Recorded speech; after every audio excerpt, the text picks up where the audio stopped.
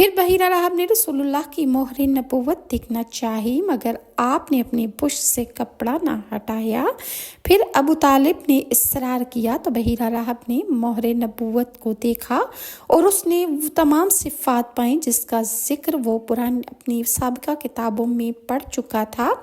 بحیرہ راہب نے ابو طالب سے پوچھا یہ تمہارے کیا لگتے ہیں؟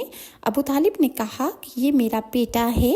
بحیرہ راہب بولے یہ آپ کا بیٹا ہو ہی نہیں سکتا، اور کتب سابقہ میں لکھا ہے کہ اس کے والدین کا وصال ہو چکا ہوگا۔ جناب ابو طالب نے کہا یہ میرے بھتیجے ہیں۔ بحیرہ راہب آپ درست کہتے ہیں، اور کیا ان کی آنکھوں کی یہ جو سرخی ہے یہ کبھی دور ہوئی یا نہیں؟ ابو طالب نے کہا نہیں۔ بحیرہ راہب بولے یہ بھی درست ہے۔ اور پھر بحیرہ راہب نے ابو طالب سے کہا یہ اس امت کے پیغمبر ہیں اور آپ انہیں بہت جلد واپس لے جائیں اور یہودیوں